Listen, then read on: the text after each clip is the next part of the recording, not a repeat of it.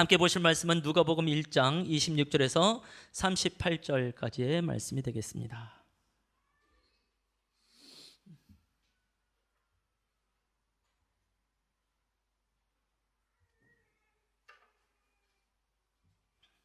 누가복음 1장 26절에서 38절까지의 말씀입니다.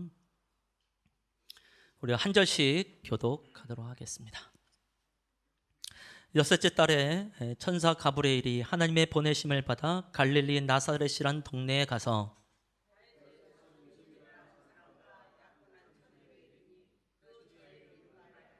그에게 들어가 이르되 은혜를 받은 자여 평안할지어다 주께서 너와 함께 하시도다 하니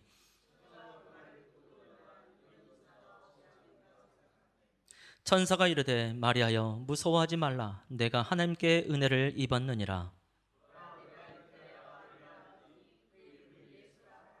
그가 큰 자가 되고 지극히 높으신 이의 아들이라 일컬어질 것이요 주 하나님께서 그 조상 다윗의 왕위를 그에게 주시리니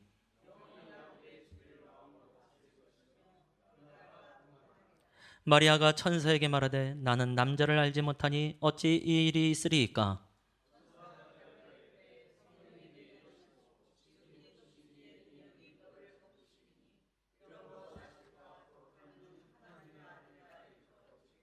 보라 내 친족 엘리사벳도 늙어서 아들을 배었느니라. 본래 임신하지 못한다고 알려진 이가 이미 6달이 되었나니.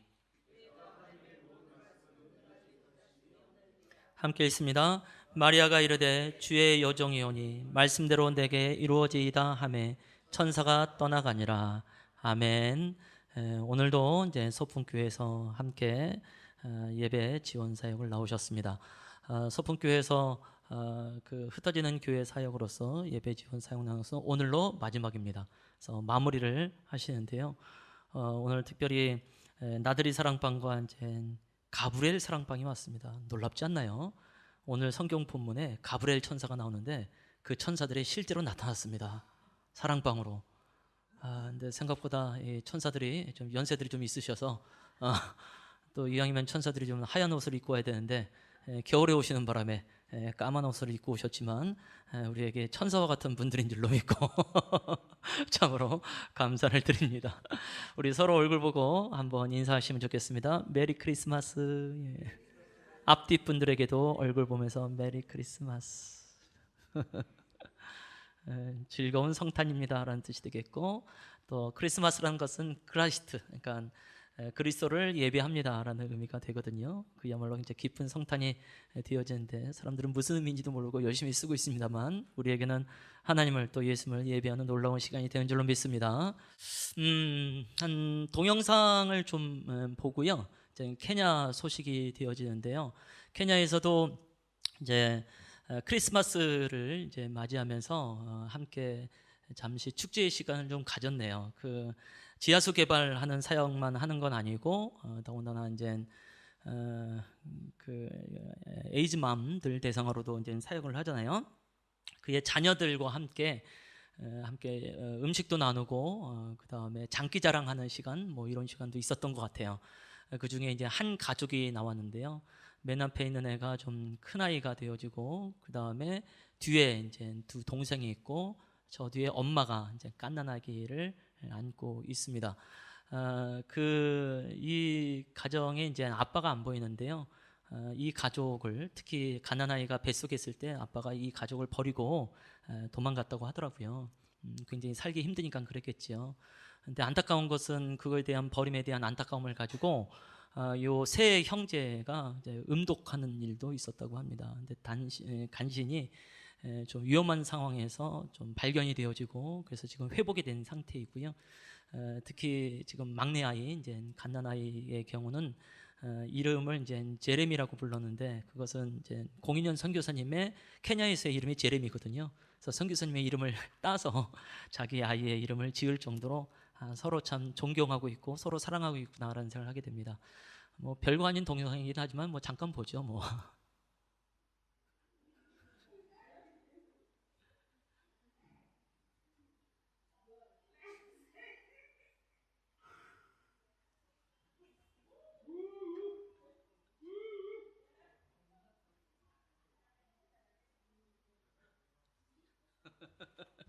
끝인가요? 예. 그 음악이 있긴 있더라고요. 근데 워낙 작은 소리라서 이제 안 들어왔던 것 같고, 막 우우 하는 소리가 막 공성 교사님의 소리가 아닌가라는 생각을 하게 되는데, 확실히 우리랑 좀 다르죠. 예, 몸 안에 그냥 뭐 리듬이 막 넘쳐납니다.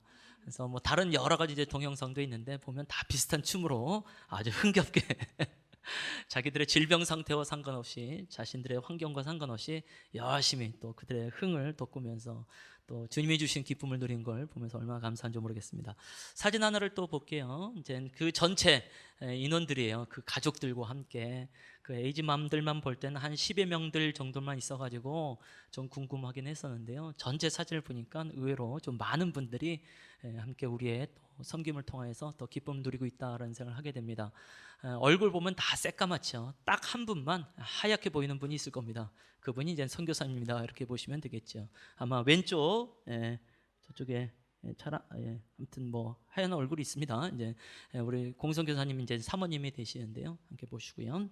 그래서 끊임없이 우리가 케냐를 해서 마음을 가지고 함께 기도했으면 좋겠고요. 할 수만 있으면 우리도 저곳에 좀 갔으면 좋겠다. 그게 언제가 될런지 모르겠지만 주께서 아마 우리에게 은혜를 베푸셔서 모든 성도들에게 소망을 주시고 아마 가게 되지 않을까. 그러니까 여기는 일단 어마어마한 재정이 좀 필요한 상황이 되기 때문에 이게 누구 한 사람의 말로서 이끌어갈 수 있는 상황은 아닌 것 같아요. 그래서 계속해서 주님이 주시는 소망을 가지고 나갔으면 좋겠습니다.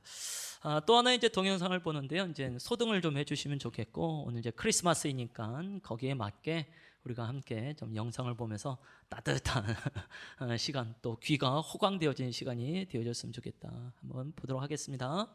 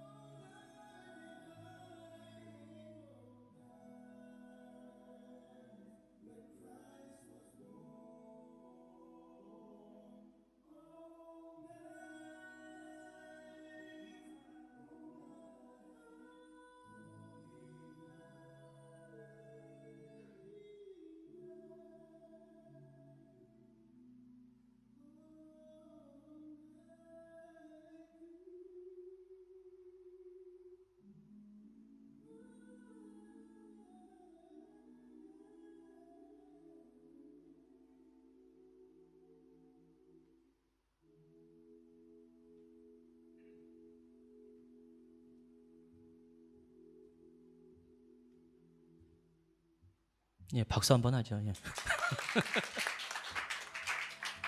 열심히 잘 불렀네요. 예. 귀가 호강되죠. 참 노래 잘한다. 참 예선교회 찬양단이랑 너무 비슷하다. 막 이런 생각. 아멘. 참 부드럽게 노래한다라는 생각들 들기도 하고요. 우리가 주님을 또 기뻐하고 즐거워하는 시간이 좀 되었으면 좋겠는데요. 오늘 이제 설교의 제목이 뭐냐면 예수님을 예수님 되게 한 사람들입니다. 그래서 사람들이 예수님이 예수님 되게 할 만한 어떤 노력을 한 게 있을까? 그것을 통해서 정말로 예수님이 예수님 된 것인가? 이런 생각을 가질 수 있겠죠. 물론 이제 하나님의 이제 그 섭리와 경륜 안에서 예수 그리스도의 탄생이 있게 되어지고 예수 그리스도의 이제 삶과 사역이 있게 되겠습니다만은 성경을 잘 보면 그래도 예수님과 함께 있었던 사람들의 순종, 또 사람들의 이제 섬김, 또 사람들의 격려, 또 사람들의 어떤 돌봄, 어떤 이런 헌신을 통하여서 실제로 예수님이 예수님 된 사건들이 좀 나타나게 됩니다. 그래서 함께 그 부분을 살펴보면서 또 우리 안에 새로운 순종과 또 결단이 있었으면 좋겠다는 생각을 하게 되어지고요.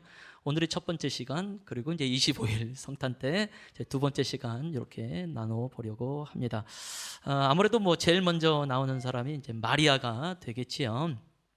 우리가 읽었었던 이제 그 누가복음 1장의 본문을 보게 되면 이 마리아에 대해서 말할 때 처녀라고 말을 하고 있습니다. 그것도 3번이나 나오게 되어져요. 그만큼 예수님의 어머니 마리아는 이제 당시에 처녀였습니다라는 것을 강조하게 되어지죠. 성경에서 모든 문학 작품이 그렇겠습니다만 특히 성경에서는 어느 한 단어나 어느 한 문구, 문장을 반복을 할 때는 당연히 그것은 강조의 의미가 있게 되는 것이죠. 요즘은 이제 강조하기 위해서 밑줄을 그는다든지 별표를 한다든지 색깔을 달리한다든지 이렇게 할 수 있겠지만 그때 당시는 그럴 수 있는 어떤 도구가 있을 때가 아니었기 때문에 어떤 그 문장의 어떤 구조를 통하여서 아니면 이런 반복을 통하여서 하고자 하는 것을 이제 강조하는 것을 발견하게 됩니다. 그러니까 마리아는 분명히 처녀였습니다. 문제는 이 처녀가 이제 아들을 이제 낳게 된다고 하는 소식을 들은 것이죠. 만일 우리가 이때 당시에 마리아 그런 처녀였다고 한다면 그냥 굉장히 기뻐만 했을까? 정말 감사만 했을까? 할렐루야만 외쳤을까? 분명히 이 마리아가 이제 했던 것처럼 우리도 그런 동일한 좀 그 당황함, 깜짝 놀라는 일을 하지 않았을까라는 생각을 하게 됩니다. 특히 한국 사람들에게 있어서도 이 처녀가 아들을 낳는다는 건 이게 좀 이상하잖아요. 그래서 옛날에는 이제 한국 안에 이제 그런 통설도 있었죠. 처녀는 배부르다라는 말을 하는 게 아니다.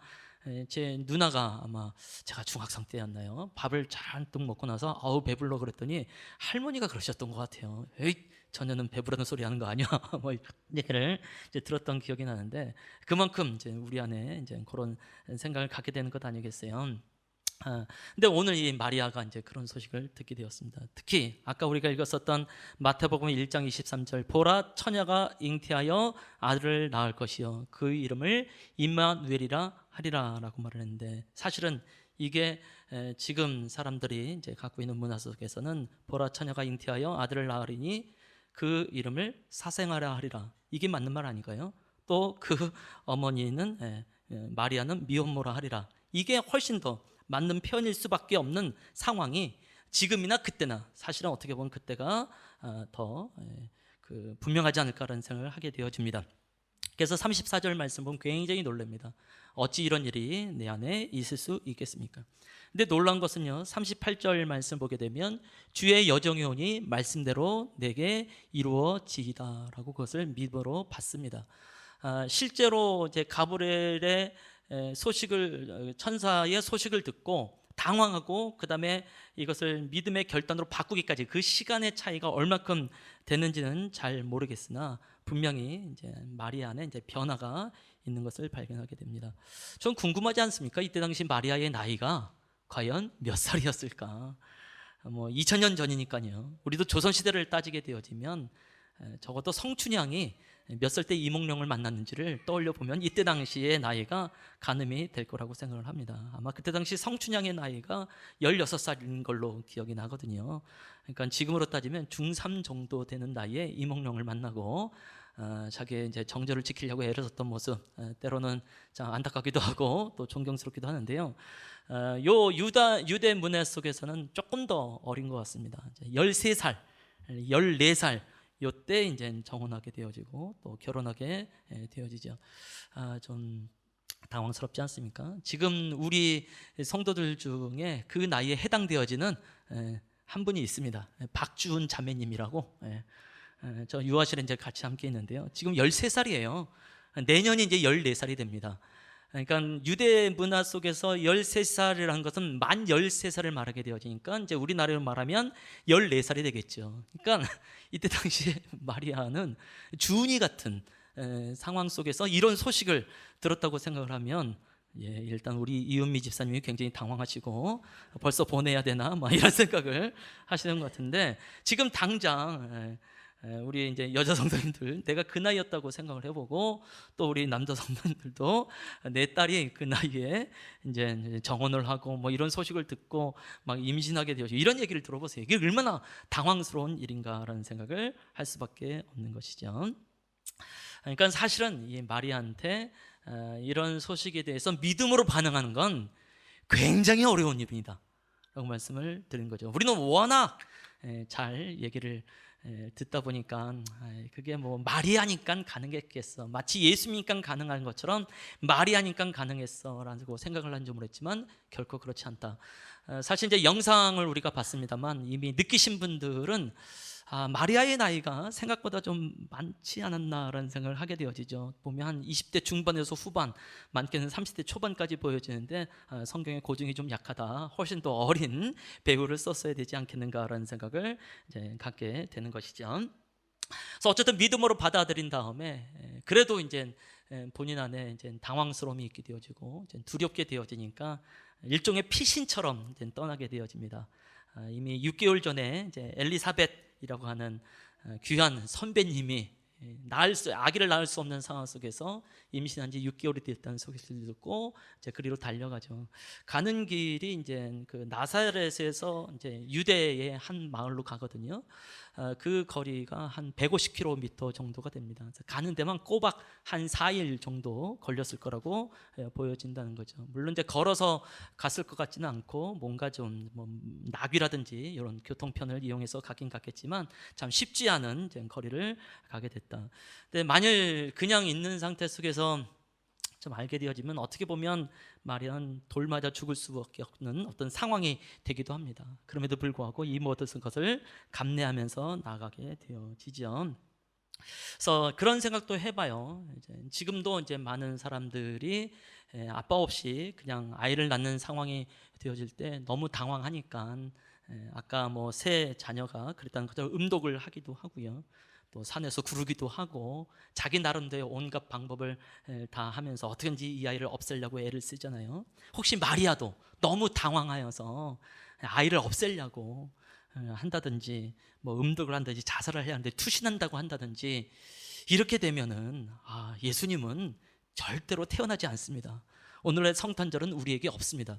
물론 주께서 또 다른 마리아 같은 사람들을 세워서 이 성탄절을 있게 하시겠지만 마리아의 순종이라고 하는 이 결단, 이 헌신으로 말미암아 예수님 될 수밖에 없는 어떤 사건이 우리 안에 있게 되는 것 아니겠을까요?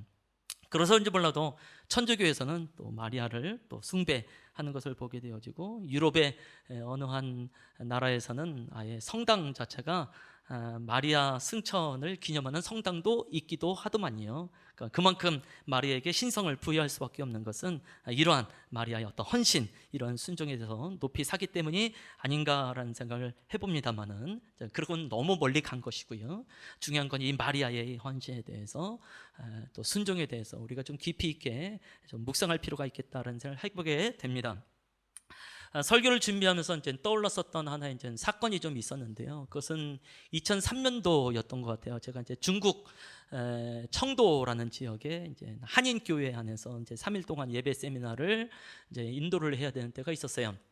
뭐 좋은 시간으로 잘 마무리를 했습니다. 3일째 모든 것이 끝났어요. 근데 이제 2명의 이제 자매님들이 좀 상담 만나고 싶다고 왔어요. 그 한 자매님은 조선족 자매님이었었고, 또 한 자매는 이제 함께 온 이제 한족, 이제 중국 오리지널 된 중국 한족의 사람이 2명이 왔습니다. 나중에 알았지만 이제 한인교회 안에 조선족이나 한족이 오는 건 불법이라고 하네요. 그래서 그것을 알게 되면, 그것이 이제 신고가 되어지면 이제 한인교회는 문을 닫을 수밖에 없는 상황이 된다고 나중에 이제 담임 목사님을 통해서 듣게 되어졌는데, 저는 뭐 그것을 모르는 상태이고, 또 은혜가 필요해서 왔는데 또 교회가 어떻게 또 법적으로만 대할 수 있겠어요. 그래서 함께 이제 이런저런 이야기를 들었는데, 일단 이 자매는 굉장히 깡 말랐습니다. 마르고 또 마르고, 얘기를 들으니까 불면증에 너무 이제 시달리고 있다, 이런 얘기를 좀 듣게 됐고요. 중의원을 찾아가서 이제 뭐 약도 먹고 치료도 받지만 잘 낫지 않다가 어떻게 이 지역의 한의원을 찾아가서 이제 한의사한테 진료를 받았나 봐요. 그러면서 잠이 너무 부족하다고, 이제 불면증에 있다고, 그래서 이런저런 치료를 하는데, 마침 그 한의원에 이제 포스터가 하나 붙었어요. 그러니까 이 예배 세미나에 대한 포스터가 붙은 거죠. 그래서 이 자매가 좀 물어봤나 봐요. 이게 뭐냐고. 그건 이제 그 한인교회에서 하는 예배 세미나라고. 이게 뭐냐고 뭐냐고 물어보니까 이 한의사가 아마 자매님한테도 좋은 시간이 될 거라고. 그래서 이제 그 포스터를 보고 온 거예요. 근데 이제 안타까운 소식이 조금 있는데, 일단은 이제 가정교회, 지하교회의 전도사입니다. 또 그러니까 그 지하교회에 이제 어떻게 보면 뭐라고 말을 해야 될까요? 그러니까 전체를 지도하는 이제 지도자로서 이제 전도사로서 이제 사역을 하고 있는데, 문제는 미혼모예요. 아이가 있는 거예요. 그러니까 너무너무 스트레스가 되는 거죠. 말씀도 나누고 성경 공부도 하고 예배도 인도하고 하지만 항상 남자아이가 이제 있으니까 사람들이 물어볼 것 아니겠습니까? 저 아이는 누구냐고, 아빠는 누구냐고 물어볼 때마다 이 스트레스가 너무 큰 거예요. 그래서 그것 때문에 이제 불면증에 시달리면서 사역도 잘 못하게 되면서 이제 오게 된 거죠. 그래서 이제 아무래도 이제 기도가 필요하지 않겠습니까? 이제 기도를 하는데 엄청나게 울죠. 울고 또 울고 또 울고. 그런데 이 자매님을 위해서 기도하면서 떠올랐던 분이 바로 이 마리아였어요. 마리아도 어떻게 보면 이제 요셉이라는 사람이 정혼된 상태이긴 하지만 지금 현재 홀로 있는 상황이 되어지거든요. 그런 생각이 들더라고요. 어떻게 보면 그때 당시 마리아는 미혼모와 같은 상황이 아닐까라는 생각을 하게 되어지고, 본인이 원하지 않는 상태 속에서 아이를 갖게 된 상태가 되어지니까 마리아가 정말 마냥 기쁘지는 않았겠까라는 생각을 하게 되면서 자매를 위해서 기도하게 되어지는 거죠. 하나님, 마리아의 삶을 보니까 본인이 원치 않는 상황 속에서도 예수 그리스도를 잉태하고 낳게 되어졌습니다. 그렇지만 이 예수가 결국 그리스도가 되어지고 온 세상을 구원할 만한 놀라운 구주가 됐다고 한다면, 이 자매님에게 있는 이 아이도 어떠한 상황 속에서 난지 모르겠지만 이 아이의 이 엄마와 이 아이를 복되게 하셔서 좀 예수 그리스도처럼 또 세상을 향하여서 빛된 삶으로 나가는 자녀가 되었으면 좋겠습니다라고 간절하게 기도를 했지요. 자매가 이제 거의 엎어지다시피 하고요. 무릎을 꿇고 있는 상황이었지만 거의 얼굴은 제 신발을 붙들고 있다라는 생각을 가질 정도로 완벽하게 엎어진 상태 속에서 참 많이 울면서 시간을 이제 보냈던 기억이 납니다. 그 이유는 어떻게든지 다시 이제 귀국을 했기 때문에 잘 모르겠습니다만, 주 안에서 주께서 좀 회복하시는 은혜가 있었지 않을까라는 생각을 해보게 된다는 거죠. 그러니까 반대로 이 예화를 듣는 우리들에게 있어서는 실제로 마리아의 이 삶이, 마리아의 이 결단은 쉽지는 않았다. 그래서 마리아의 순종, 헌신으로 말미암아 예수님이 정말 예수님 됐구나라는 것을 한번 묵상해 보시면 좋겠다는 거죠. 또 하나의 인물이 있다고 한다면 바로 요셉입니다. 마리아만큼, 어떻게 보면 마리아보다 훨씬 더 힘든 삶을 요셉이 살지 않았을까 싶습니다. 오늘 본문 속에서는 이제 요셉 얘기가 나오지 않는데요. 이제 마태복음 1장 18절에서 25절 사이에 이제 요셉에 관한 이야기가 나오게 되네요. 이 말씀도 한 절씩 같이 한번 읽어보기를 원합니다. 예수 그리스도의 나심은 이러하니라. 그의 어머니 마리아가 요셉과 약혼하고 동거하기 전에 성령으로 잉태된 것이 나타났더니,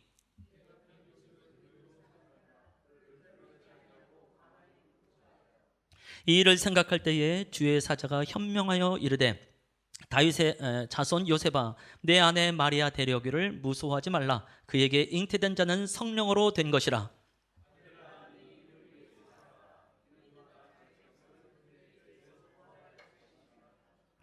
이 모든 일이 된 것은 주께서 선지자로 하신 말씀을 이루려 하심이니 이르시되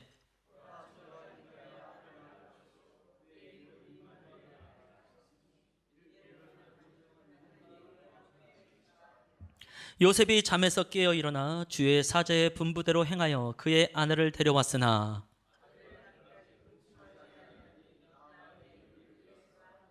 아멘.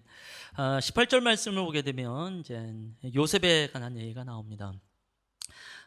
예수님의 어머니 마리아와 이제 약혼하고라는 말이 나오죠. 그래서 동거하기 전에 성령에 잉태된 것이 나타났다라고 말을 하고 있습니다. 그러니까 유대 그때 당시 이제 고대 유대의 이제 혼인의 그 문화 속에서는 이제 세 단계가 있다고 얘기를 합니다.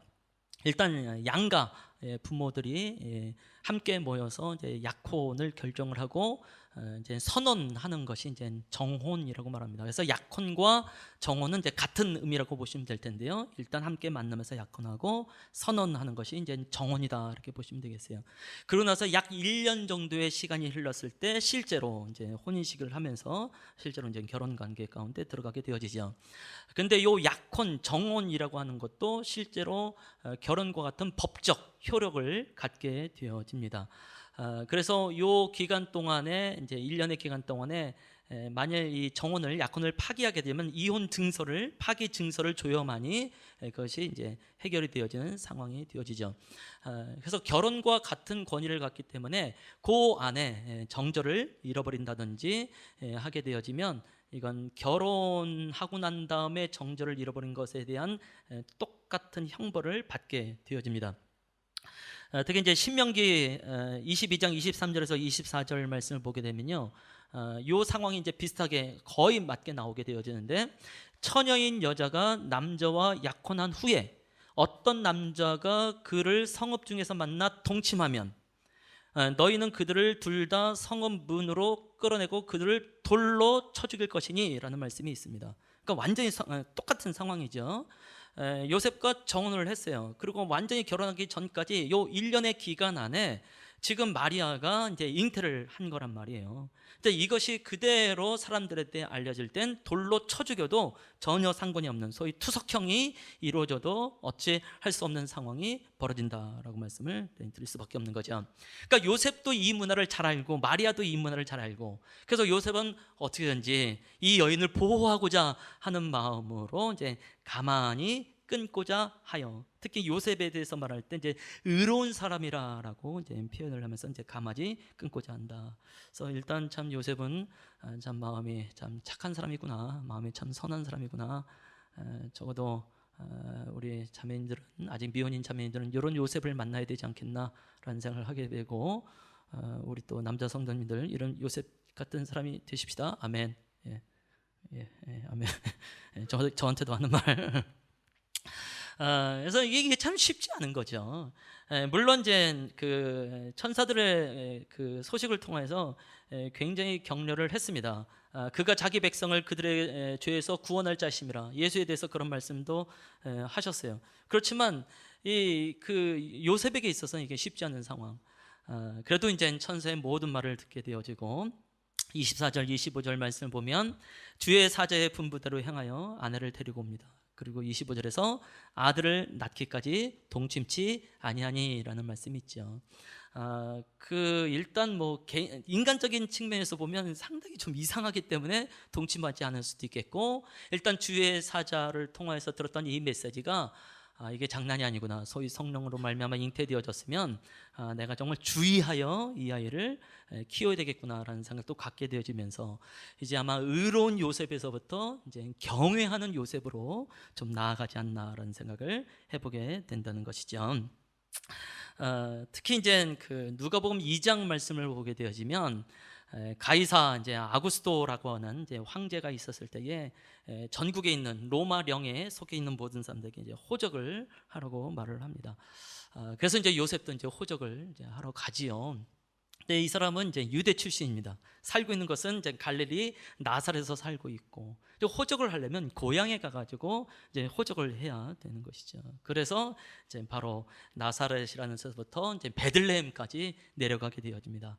아까 이제 마리아도 이제 나사렛에서부터 유대 한 동네 이르기까지 한 150km 정도의 거리가 있었습니다라고 말하는데 동일한 비슷한 거리가 되겠죠. 약 144km 정도의 거리가 된다고 하네요. 그래서 그 거리를 가야 되는 상황.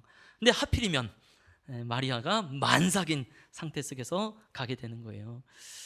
마리아가 잉태된 지 얼마 안 돼서 바로 그런 일이 있게 되어지면 또 이게 얼마나 감사한 일이겠어요. 또 얼마나 수월하겠어요. 근데 하필이면 낳기 바로 직전, 거의 오늘 내일 하는 그 상황 속에서 호적을 하러 가야 되는 거니까 요셉에 있어서도 이건 절대로 쉬운 것이 아닙니다라고 말씀을 드릴 수밖에 없겠죠. 아까 이제 우리가 영상을 봤습니다만 이제 눈치를 채신 분들이 계실 거예요. 마리아의 얼굴 표정을 보셨는지. 사실 그것 때문에 이제 영상을 본 거거든요. 마리아 얼굴 표정이 그렇게 밝지가 않습니다. 왜? 해산이 맞췄으니까 며칠 안 남은 상황 속에서 지금 나귀를 타고 가는 상황이니까 얼굴이 얼마나 이게 고통스럽겠어요. 그러니까 인상을 찡그릴 수밖에 없는 거고, 더군다나 이제 너희 아이가 워낙 많은 배우가 있어서 안타깝지만 주은이 같은 나이에 이제 만삭인 상태 속에서 나귀를 타고 이렇게 간다고 생각해 보세요. 이건 이제 인상을 찡그릴 수밖에 없죠. 달릴 수 있으니까 못 달립니다. 어떻게 될 줄 알고. 그러니까 조심조심해서 천천히 가야 되는데 요셉이 그것을 인도해 가면서 간단 말이에요. 그 길이가 144km. 사실 요셉의 입장에서는 자기 애 아니거든요. 중간에 그냥 타고 있는 말이 확 밀쳐가지고 끝장내버릴까 이런 생각 어찌 않을 수가 있겠습니까? 이게 쉬운 거 아니에요. 근데 내가 굳이 이 마리아를, 이 뱃속의 아이를 내가 왜 이렇게까지 해야 되는가라는 생각을 얼마든지 할 수 있지 않을까라는 생각을 해보게 됩니다. 또 한 가지가 생각나더라고요. 저희도 이제 두 아이를 이제 가지고 있으니까 두 아이가 이제 출산한 때가 있었잖아요. 둘째 아이가 이제 97년생인데 97년도에 저희가 스리랑카로 이제 선교 여행을 간 적이 있었습니다. 둘째 아이가 이제 뱃속에서 한 7, 8개월 됐을 때 스리랑카를 갔어요. 어떻게 보면 우리도 너무 무모하게 결정하면서 간 게 아닌가라는 생각을 하게 되어지는데요. 직항이 있지도 않고 또 직항은 워낙 비싸니까 또 싱가포르를 들러서 6-7시간 대기하다가 이제 스리랑카 가고 이렇게 됐습니다. 문제는 이제 공항에서부터 선교지까지 들어가는 데가 이제 이게 험한 길인 거죠. 공항은 이제 해변 쪽에 있었고 거기서 내렸고 이제 차가 와서 이제 봉고차 같은 걸 타고 가는데요. 캔디라는 지역으로 가는 겁니다. 산속입니다. 가는 데만 한 6-7시간 걸리고요. 마지막 1시간은 완벽한 비포장도로, 거기다가 돌짝밭들 들어서 이제 차가 출렁출렁 거리는 거예요. 밤 10시에 도착해서 그 공항에 내렸고 그 다음에 이제 캔디라는 지역에 갔을 때 새벽 2-3시에 도착하게 되었어요. 그러니까 정신없으면서 고개가 그냥 왔다 갔다 하면서 제 아내도 함께 거기 있었던 거잖아요. 그러니까 뱃속의 아이도 아마 스트레스를 받았나 봐요. 뱃속에서 이쪽으로 삐뚤이 저쪽으로 삐뚤어 그래서 나중에 제 아내가 아이고 이놈의 새끼 때문에 아주 힘들었다고 얘기를 하더라고요.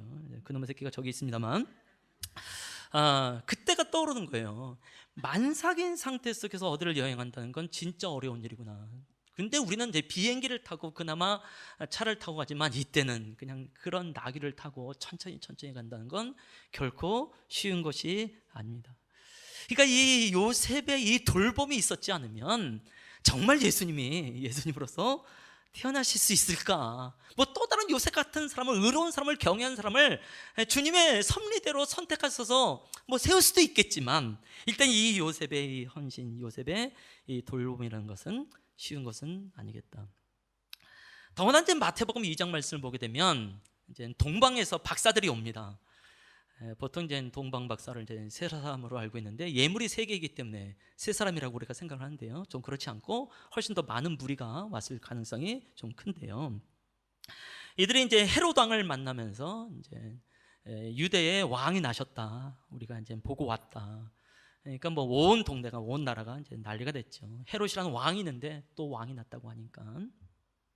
그래서 너희만 경배하지 말고 나에게도 알려줘라. 그래서 나도 가서 경배하겠다. 근데 꿈속에서 이제 동방 박사들 보고 이제 가지 마라. 그래서 헤롯에게 가지 않죠. 헤롯이 굉장히 분이 났죠. 그래서 헤롯이 이제 학살을 하게 되어지는데요. 2살 이하로의 모든 아이를, 그 지역에, 베들레헴 지역에 있었던 모든 아이를 이제 학살을 해버립니다. 2살 이하로 말한 걸로 봐서 또 자기들 나름대로 이제 시간을 계산해서 하게 되어지니까 아마 적어도 예수님께서 베들레헴 지역에서 한 2년 정도는 계시지 않았을까라는 생각을 해보는 것도 있고요. 그래서 이제 결국 이제 애굽으로 피신할 수밖에 없는 상황이 되어집니다. 요셉의 입장에서 내 애가 아닌데 이 아이 때문에 내가 심각한 피해를 받으면서 손해를 받으면서 애굽으로 가야 되는 거예요. 특히 2살 이하의 남자애들이 싹 다 죽었다는 것은 일단 요셉에게 있어서, 마리아에게 있어서 이게 엄청난 긴장감 아닙니까? 혹시 이집트 왕자라는 영화를 옛날에 보셨는지 모르겠습니다만, 그때 모세가 태어났을 때 당시에 그런 아이들, 남자아이들 싹 다 죽이는 그 긴장감이 그 영화에서 굉장히 잘 드러나게 표현되어지거든요. 같은 상황으로 보시면 되겠죠. 물론 이제 이때 당시에 그 죽었던 남자아이들의 인원이 우리의 생각보다 그렇게 많지는 않습니다. 지금 우리 같은 인구를 따져보기 때문에 이제 수많은 남자아이들이 죽었을 거라고 생각하지만, 그때 당시 출생률이라든지 이제 사망률을 따지게 되면 베들레헴 주변에 있었던 인구가 한 1000명 정도라고 보여지게 되고, 그 중에서 이제 사내 아이, 또 2살 이하라고 말하기 때문에 이제 주석가들에 의하면 이제 20명을 넘지 않을 거다, 이제 이렇게 말을 해요. 그렇지만 20명도 이게 엄청난 학살이거든요. 그래서 애굽으로 피신할 수밖에 없습니다. 한 2년 정도의 시간이 지났죠. 그리고 나서 이제 그 헤롯이 죽었다는 얘기를 듣고 이제 가게 되어지는데, 다시 갈 때 또 그의 아들이 또 황제가 되네요. 그래서 이제 두려운 상황 속에서 나셋으로 갑니다. 특히 이 헤롯 대왕이 그때 당시에 굉장히 포악했던 것 같습니다. 그 이제 주후 이제 6년에서 7년 사이에 심지어 자기의 아내를 죽인 적도 있었고 세 아들을 함께 죽인 적도 있다고 하는 이제 기록이 있을 정도예요. 그 나중에는 자기의 죽음으로 인해서 온 나라가 다 슬퍼해야 된다는 생각을 가지고 임종 직전에 한 가정마다 한 식구를 죽였대네요. 굉장히 포악한 사람이죠.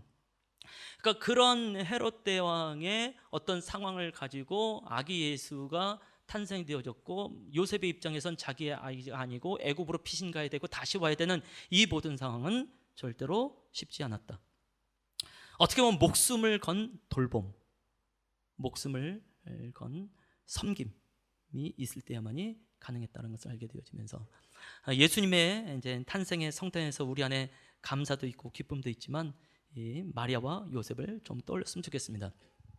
그럼 이제 오늘 이것이 우리한테 어떤 의미를 갖게 되느냐라는 것이 되겠지요. 지금 우리가 말하고 있는 이 성탄, 또 우리가 지금 누리고 있는 이 성탄은 이제 역사적인 성탄이 되겠습니다. 물론 이제 12월 25일이 진짜 예수님께서 탄생한 날이냐라는 얘기를 들어가면 훨씬 더 복잡해지고 사실은 아닙니다 라고 말하면서 이제 내일 모레 이 부분을 얘기를 하게 되겠습니다만은, 중요한 것은 어떠한 역사적인 예수님의 탄생한 성탄절이 분명히 있거든요.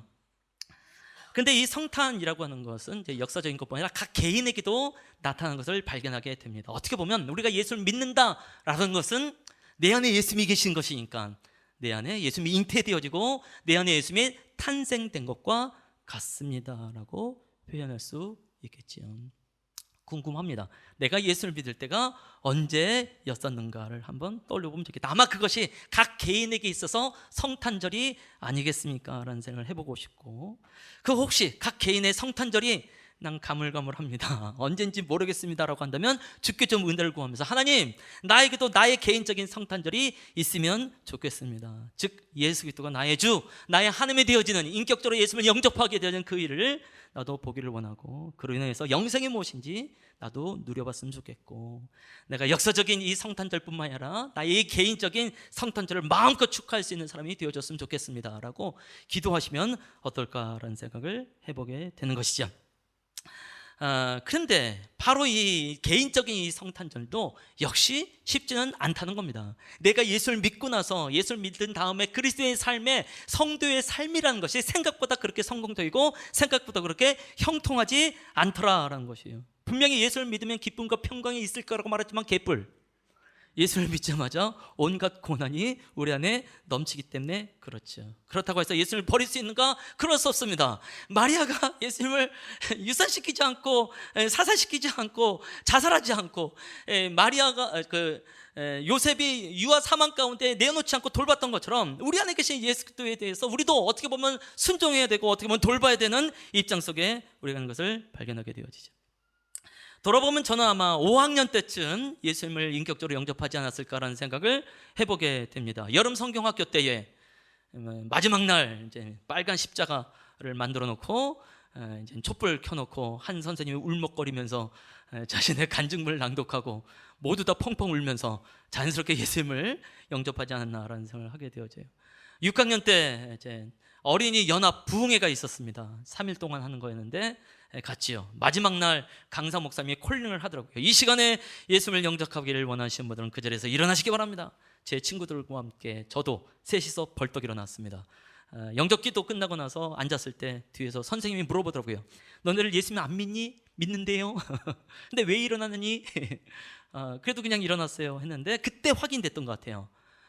내가 일어나서 예수를 영접한 게 아니라 이미 내가 예수를 믿고 있었구나. 그러니까 어떻게 보면 저 개인적인 경험에 있어서 개인적인 성탄절은 아마 5학년, 6학년 때가 아닌가라는 생각을 하게 되는데요. 이후로 신앙의 삶이 평탄한 것뿐 아니었죠. 결정적인 게 이제 대학교 1학년 때였던 것 같습니다. 이제 고등학교 동문 모임에 갔죠. 당연히 회식이고 당연히 술판이 벌어지는 것이죠. 한 잔씩 다 돌릴 때 그때 당시 저의 신앙의 기준은 술을 안 먹는 게 신앙의 아주 중요한 기준이었기 때문에 안 먹겠다고 했습니다. 왜 안 먹냐요? 교회 다닌다고 했어요. 그때 옆에 있던 저보다 한 4살 많아 보이는 선배였던 것 같아요. 예비였겠죠. 갑자기 뒤통수를 때리더라고요. 내가 왜 맞아야 될까? 근데 거기다 대고 뭐라고 할 수 있는 상황도 아닌 거잖아요. 그래서 예수를 믿는다는 것이, 예수를 잉태하고 예수님이 탄생된다는 것이 참 쉬운 건 아니구나라는 생각을 할 수밖에 없지 않겠어요. 저희 형이 이제 군대에서 순직을 했던 얘기 한번 했던 걸 잘 기억을 하실 거라고 생각을 합니다. 그리고 나서 이제 4년 후에 이제 불이 났다는 얘기도 이제 했던 것이 이제 기억이 나는데요. 지금도 이제 불이 났을 때 그 현장에 찾아오셨던 친척 어른 이제 떠오릅니다. 저보고 뭐라고 말을 했냐면 저희 부모님한테 얘기한 거죠. 이 깜깜한 이제 지하와 같은 이제 그 피난처와 같은 곳에서 이미 이제 엄청나게 술을 드신 상태 속에서 너무 속상해서 오신 거예요. 우리 보고 하는 말이 예수 믿는 집안 소주 한 병 사와 그러더라고요. 아니 불난 거하고 예수 믿는 집안하고 이게 무슨 관계가 있는 거라고 그런 말을 할까? 그때 당시 저에게는 그게 좀 약간 상처로 남지 않았나라는 생각을 하게 되면서 사람들 생각에는 예수를 믿으면 진짜 잘 살아야 된다, 성공을 해야 된다는 생각을 갖고 있는 것 같아요. 이러이러한 것 때문에 너희가 이런 모임에도 못 왔는데 고작 이 정도밖에 안 되냐? 라는 의미일런지도 모르겠습니다만 그래서 결국 제가 최초로 소주 심부름을 그때 당시 했었던 기억이 나거든요. 제 인생만 그렇겠습니까? 사실 이제 오늘 우리 중에 아주 반가운 얼굴들이 또 몇 명들이 나타났어요. 얼마나 감사한지 모르겠는데 그 중에 이제 한 자매님은 이제 제가 25년 전에 서울의 한 교회에서 이제 청년을 지도하면서 사역을 했을 때 같이 있었던 자매님이 이제 함께 오셨네요. 아주 고맙습니다. 지난 설립 예배 때도 함께 왔는데요. 이 자매님도 예수를 믿는 것이 이제 결코 평탄하지 않았습니다. 지금 이제 돌아가신 분이지만 이제 아버지한테 많이 두들겨 맞고 머리카락도 잘리고 그랬던 기억이 나요. 한 달에 막 2번씩 머리 헤어스타일이 바뀌올 때가 있었어요. 그래서 왜 그러냐고 물어봤더니 아버지한테 머리카락을 잘려서 그런 거라고 하더라고요. 그래서 아직도 신앙생활에 이런 어려움을 겪고 있는 사람들이 있구나라는 생각을 이제 하게 되면서 그래도 주 안에서 이제 아름답게 또 주의 나라를 위해서 헌신하며 놀라운 것은 또 저희 교회를 위하여서 또 헌금하고 있다는 것이 얼마나 감사한지 할렐루야. 이게 가장 놀라운 일이죠. 그래서 이런 상황. 그러니까 내 안에 계신 예수 그리스도 마치 나에게 잉태됐고 탄생된 것 같고 나에게 마치 나은 것 같은 이런 상황 속에서 나의 복음의 삶이라고 하는 것 쉽지 않습니다. 그렇지만 그 예수의 나심이 분명한 거라고 한다면 우리도 좀 마리아처럼 요셉처럼 한번 살아가면서 내 안에 계신 예수 그리스도가 제대로 그리스도로서 역사되시는 것을 봤으면 좋겠습니다. 할렐루야. 말씀 하나만 보고 이제 마무리 좀 해보기를 원하는데요. 고린도후서 4장 6절 7절 말씀만 한번 읽어볼게요. 같이 읽어보겠습니다. 시작. 어두운 데에 빛이 빛이라 말씀하셨던 그 하나님께서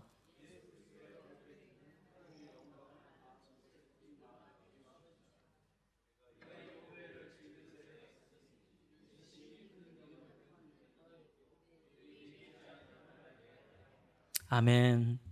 어두운 데서 빛이 빛이라고 말씀하시면서 예수 그리스도의 얼굴에 있는 하나님의 영광을 아는 빛을 우리의 마음에 비추셨느니라. 그래서 우리가 예수를 믿고 하나님의 자녀가 됐다고 말을 합니다. 그때 바로 이 예수 그리스도에 대해서 말할 때 7절 말씀 보니까 보배라고 표현합니다. 보배. 그래서 질그릇을 가졌으니 질그릇은 우리 같은 사람을 말하게 되겠지요. 그래서 우리 각 사람 안에 보배이신 영광의 예수님이 계십니다.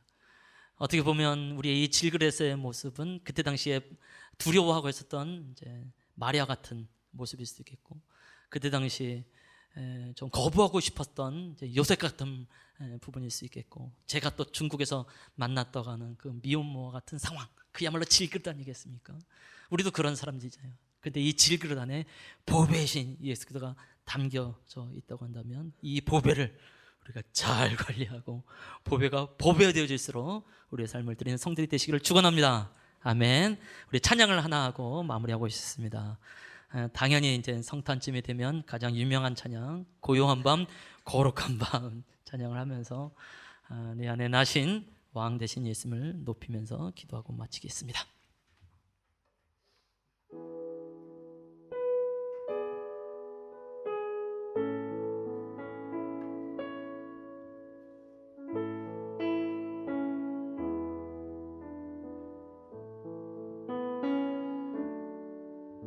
고요한 밤 거룩한 밤 어둠에 묻힌 밤 주의 부모 앉아서 감사 기도 드릴 때 아기 잘도 잔다. 아기 잘도 잔다. 고요한 밤 거룩한 밤 영광이 들린 밤 천군 천사가 감한 기뻐 노래 불렀네. 왕이 나셨도다.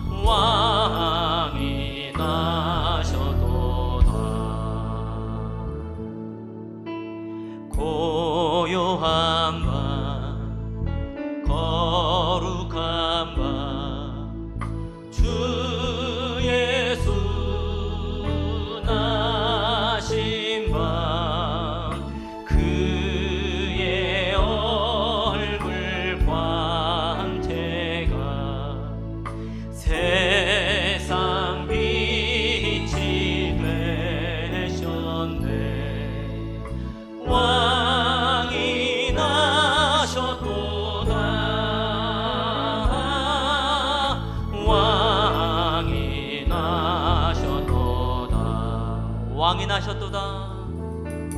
왕이 나셨도다.